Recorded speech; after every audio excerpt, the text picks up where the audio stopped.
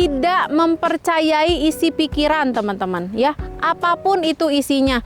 Misalnya apakah ini firasat? Apakah ini tanda-tanda? Stop.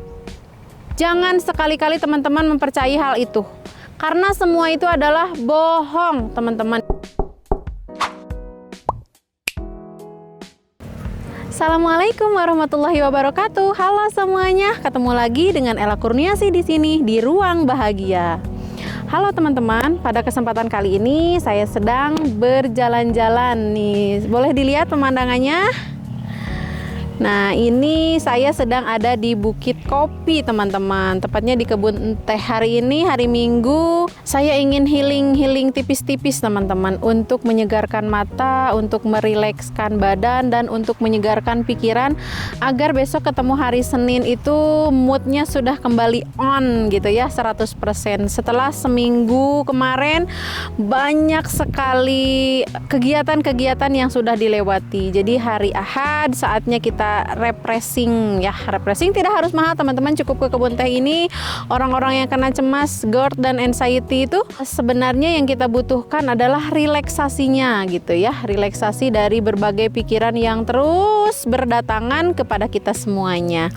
Oke teman-teman, terkadang kalau misalnya kita terfokus di pikiran negatif, kadang kita pusing sendiri ya gitu. Kenapa sih ini hadir terus? Kenapa ini datang terus gitu ya? Teman-teman, memang orang-orang yang kena GERD dan anxiety ini pikirannya itu kan terkadang overthinking terus-menerus ya. Banyak banget di dalam pikirannya itu berkecamuk. Entah apapun itu, perlu diingat teman-teman bahwasanya setiap orang itu memiliki masalah. Pasti teman-teman, entah itu orang yang sudah tua, muda, dewasa, remaja, semua orang pasti punya masalah. Akan tetapi yang jadi masalah adalah apakah pikiran negatifnya ini bisa dikelola ataupun tidak gitu.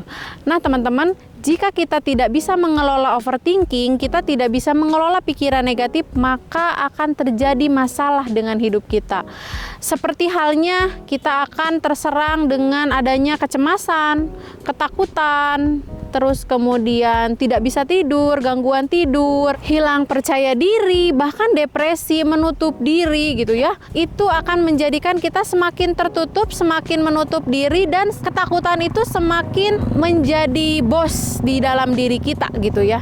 Nah, kenapa kita tidak bisa mengelola pikiran kita? Itu banyak penyebabnya ya teman-teman. Bisa karena kita bingung, ini baru pertama kali terjadi di hidup saya. Terus kemudian ada juga yang tanpa dia sadar, ya udahlah jalanin aja, tapi pada akhirnya banyak memendam, itu jadi masalah teman-teman. Nanti akan menjadi bom waktu gitu ya. Nah, di sini saya mempunyai beberapa solusi teman-teman. Tentunya ini berangkat dari pengalaman yang sudah saya lalui di beberapa tahun yang lalu, sampai akhirnya saya bisa sembuh dan saya bisa menikmati hidup dengan tenang, dengan damai. Nah teman-teman, solusi yang pertama yang harus kita bangun agar kita bisa menghilangkan pikiran negatif dari dalam diri kita adalah tidak mempercayai isi pikiran teman-teman ya. Apapun itu isi.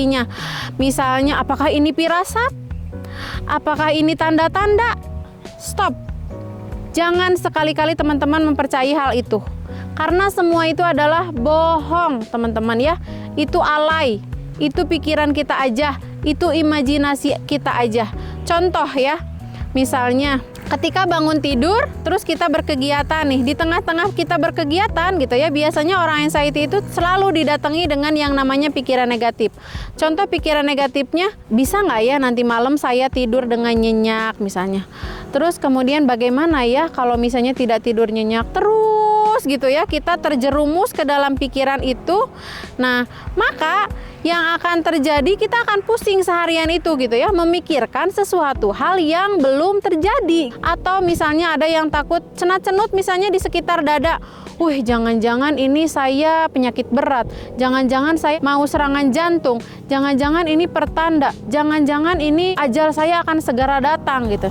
Nah, hal-hal yang seperti itu stop, jangan dipercaya. Untuk yang kedua adalah imajinasikan bahwa di dalam pikiran kita masalah itu kecil teman-teman ya. Jadi yang tadinya misalnya udah memblundar ya, masalah kematian takut, masalah serangan jantung, masalah penyakit berat, masalah tidak bisa tidur, masalah kelingan dan lain sebagainya itu sudah membelundar di dalam kepala kita, maka kita imajinasikan bahwa itu semuanya kecil gitu ya. Kita imajinasikan sambil kita menarik nafas teman-teman ya. Tarik nafas,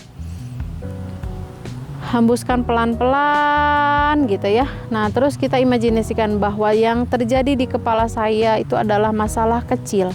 Tidak ada apa-apanya gitu ya. Ada masalah yang jauh lebih besar yang harus saya pikirkan. Masukkan pikiran yang positif di situ. Contoh, nanti aku mau masak apa, nanti aku mau membahagiakan suami, misalnya dengan cara masak sesuatu yang enak kesukaannya. Ganti lagi misalnya, aku mau membahagiakan anak-anak aku mau jadi ibu yang hebat, aku mau jadi suami yang hebat, misalnya gitu. Masukkan itu, imajinasikan dalam diri. Jadi biar yang negatifnya itu tergantikan terus menerus sampai kita tenang ya gitu, sampai kita tenang. Terus masukkan hal-hal positif ke dalam hati dan pikiran kita bahwa kita ini baik-baik aja, Allah itu maha baik, Allah tidak pernah zolim terhadap hambanya.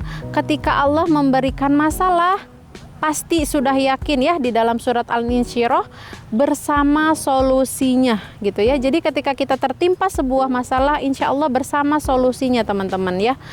Bisa jadi teman-teman dipertemukan dengan mentor terbaik gitu ya, ditemukan dengan orang-orang yang hebat, orang-orang yang berpengalaman, orang-orang yang berkompeten gitu ya di dalam bidangnya. Masalah apapun itu teman-teman, insya Allah ya bersama dengan solusinya. Nah, terus kemudian kalau misalnya teman-teman di dalam kepalanya ini masih berisik, masih menguat si pikiran negatifnya itu, maka langkah yang selanjutnya yang harus teman-teman lakukan adalah jangan berdiam diri. Bergeraklah teman-teman, lakukan hobi-hobi yang teman-teman sukai. Baca komik kah, baca buku kah, atau misalnya menanam bunga, merawat tanaman, atau bisa berternak ya. Kalau teman saya dulu ada yang berternak ikan gitu ya, sampai ikannya tuh bisa terjual dan bisa jadi bisnis baru gitu loh teman-teman ya. Nah, seperti itu. Banyak hal-hal yang bisa teman-teman lakukan walaupun misalnya teman-teman masih belum bisa keluar rumah. Sekitaran rumah aja. Misalnya sekarang lagi musim hujan gitu ya, nggak bisa keluar rumah. Di rumah juga masih banyak kegiatan-kegiatan positif yang bisa teman-teman lakukan gitu ya. Baik teman-teman, sekian dulu video dari saya. Teman-teman yang merasakan manfaat dari video ini, bantu like video saya agar bisa tersebar ke lebih banyak orang. Dan jika berkenan, teman-teman bisa bantu subscribe agar bisa semakin berkembang dan bisa membantu banyak teman-teman yang lainnya. Assalamualaikum warahmatullahi wabarakatuh.